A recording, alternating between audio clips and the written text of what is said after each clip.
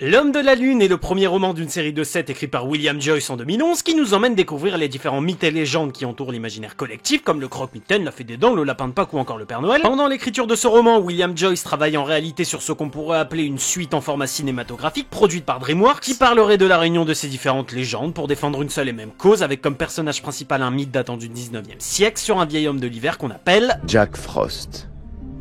Bonjour à toutes et à tous, c'est l'ami Cody et bienvenue dans ce nouvel épisode de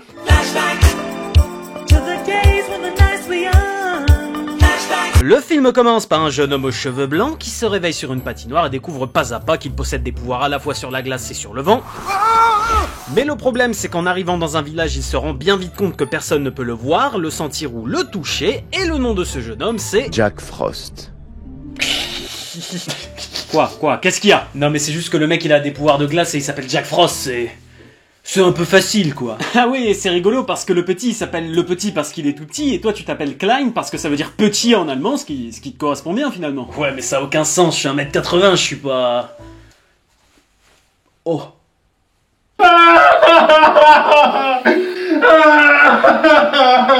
Et oui, Les 5 légendes, c'est un film qui se repose sur le fait de mettre en scène des personnages imaginaires et de les mettre en scène non pas comme des vieux croulants pleins de bonté, mais plutôt comme une bande de badass avec un Père Noël et un lapin de Pâques tatoué de partout. Une fée des dents, bon, on va passer au-dessus, mais il suffit pas d'habiller un personnage aléatoirement et de lui donner le nom de ce à quoi il ressemble vaguement pour que ça suffise. Je suis un chien, je suis Itachi Uchiwa, je suis Jules César, je suis Puceau. Oh.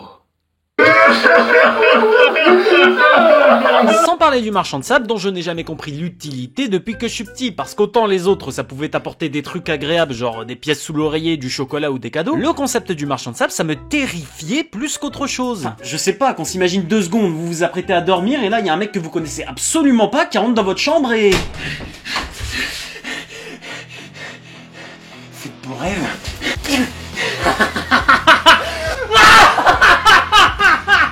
Tu dors!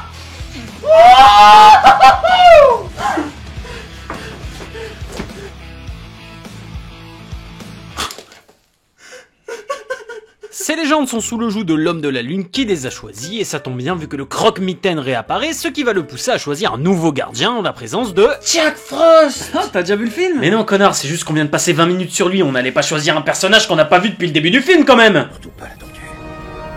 La lune a fait son choix.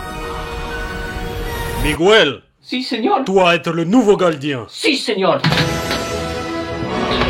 Si, señor. Sauf que Jack Frost, il est évidemment mal vu par le reste du groupe.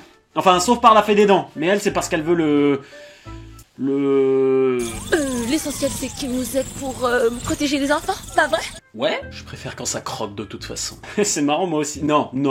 Ah non. Jamais. Non.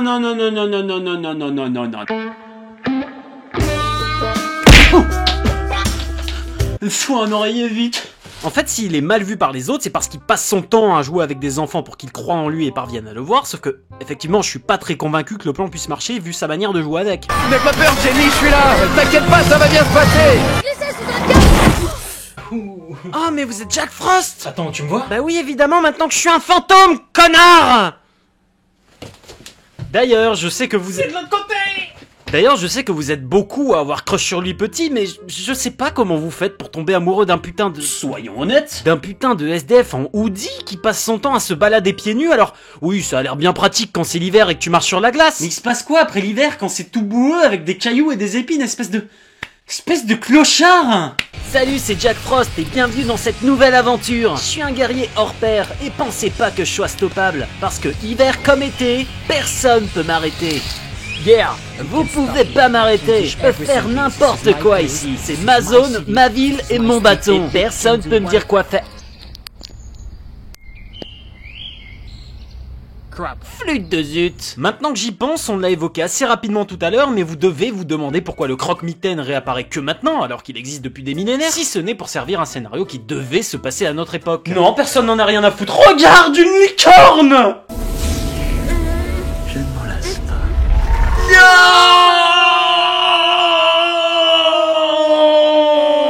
Voilà, justement, c'est ça le souci. Le croque-mitaine a enfin trouvé un moyen de transformer les rêves en cauchemars, ce qui est vachement gênant pour que les enfants s'endorment correctement grâce au marchand de sable. Oh, je crois que tout le monde s'en porte mieux comme ça. Jack Frost est convoqué au repère du Père Noël pour une réunion où il apprendra qu'il est un gardien, protecteur des enfants et grand défenseur des rêves et des espoirs, sans qui les enfants ne croiraient plus en eux, provoquant un affaiblissement de leur pouvoir et enfin leur disparition. Qu'est-ce qui vous fait croire que je veux devenir un gardien? Je m'en fous, je vous baise! C'était encore de notre côté! Le souci, c'est qu'au lieu que chacun reste dans son coin pour protéger son repère, ils se sont tous dit que c'était une bonne idée de se retrouver ici, ce qui a permis à Peach de voler toutes les dents, et c'est un détail important vu que toutes les dents contiennent les souvenirs de tous les enfants, ceux de Jack avant qu'il ne devienne un gardien, ceux qui sont des informations dont il a désespérément besoin pour en savoir plus sur sa vie en tant qu'humain. C'était certainement un humain très vertueux. Avantage dont va tirer parti Peach pour tenter de le faire passer du côté obscur, et je m'arrête là 2 secondes. Je m'arrête ici sur l'interaction entre les deux personnages parce qu'en allant un peu sur internet, j'ai pu voir des choses ignobles. Donc là, je vais m'adresser directement aux filles. Et oui, je dis bien les filles, les femmes, vous allez arrêter tout de suite avec vos yaourts dégueulasses où il y a Peach qui commet des actes sexuels immondes sur Jack, il est mineur, bordel! L'ordinateur! Non mais attendez, Jack est majeur, hein? C'est nul. Laissez-moi voir!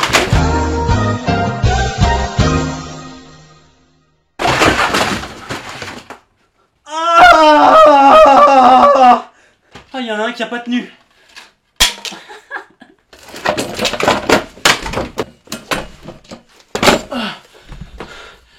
C'était bien. Bon, après un long passage où les gardiens récoltent les dents à la place de la fée des dents, ce qui énerve beaucoup Peach, vu qu'apparemment il n'avait pas prévu que les 5 gardiens légendaires puissent récolter eux-mêmes les dents, ce qui en dit long sur sa qualité de méchant. Il récolte les dents? Très bien. Faites votre dernier tour de piste. Votre pitoyable agitation ne servira plus à rien. Eh, t'as pas encore mis du sable partout, j'espère? Non, je fais le méchant là. Et alors, on voit que c'est pas toi qui nettoie? Je te dis que je le ferai après. C'est pas vrai qu'il m'a passé un petit connard pareil. Je vous jure, heureusement que son incapable de pire s'est barré. Il a dit, il va revenir. La gueule. Il décide, et ça comme il aurait dû le faire depuis le début, Oh non! Seigneur Sable! de tuer Sable pour que les enfants ne fassent que des cauchemars, les rendant dépressifs et suicidaires, afin qu'ils ne croient plus en les gardiens, les faisant disparaître petit à petit. Ça veut dire qu'il y aura plus de cadeaux à Noël? T'as des cadeaux à Noël, toi? Non, tu me les voles et tu le sais très bien. Vol! C'est pas moi. De son côté, Jack va complètement craquer son slip et part récupérer ses souvenirs en échange de la seule fée restant en vie, ce qui lui vaudra un ban dev de l'équipe. Mais il se rattrapera en la sauvant, tournant ainsi le dos au côté obscur, mais perdant la bataille son bâton qui lui conférait tous ses pouvoirs. Attends, mais c'est son bâton qui lui conférait ses pouvoirs? Oh, quelle arme de merde, la honte, mais je te jure. Hey, salut à tous, c'est Jack Frost et voici mon bâton. Tu peux te taire, s'il te plaît? J'ai appris des coups, des roulades et tout ce que tu veux depuis mon enfance. Tout ce que je sais faire, c'est me battre à longueur de journée. Yeah, oui. Eh. Waouh. Mince. En grosseur de maman. C'est ça le super pouvoir de la neige là? C'est toi la légende là? C'est toi la légende? C'est toi la légende? Hein, SDF là? Clochard, mais tu veux quoi? Mais tu veux quoi? Heureusement, quand un adversaire est bien trop fort, il me reste la fuite. Et personne ne m'attrape parce que je suis beaucoup trop rapide.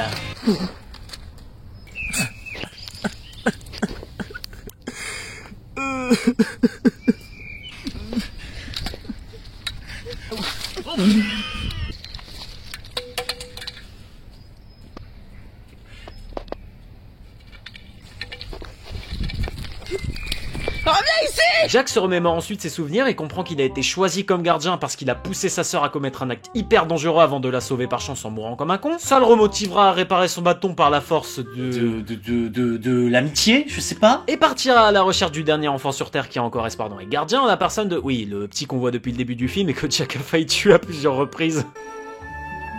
Jack Frost. Tu as dit, Jack Frost. tu me vois? Attends, c'est génial, ça veut dire que... Au secours! Il y a un pédophile dans ma chambre! À l'aide!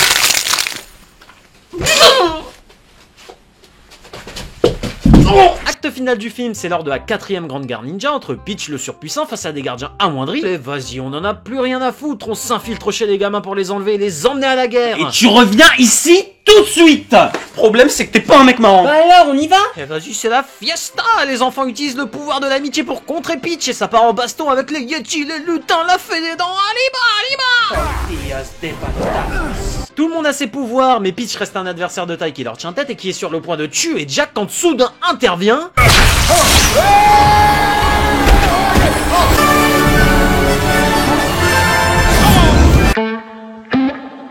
Sable, pardon pour les mots, encule Peach Peggy 18.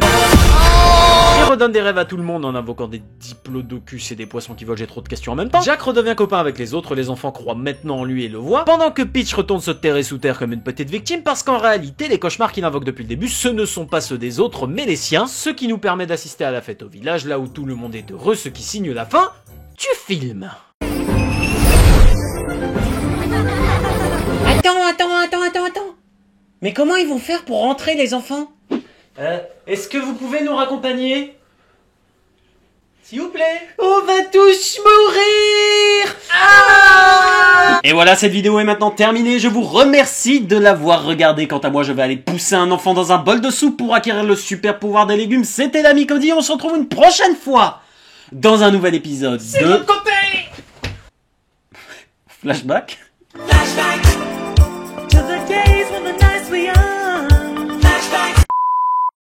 Salut, c'est Miguel. Abonne-toi à la vidéo. Allez, sur la moustache, elle tient jamais, ça me... Oh putain.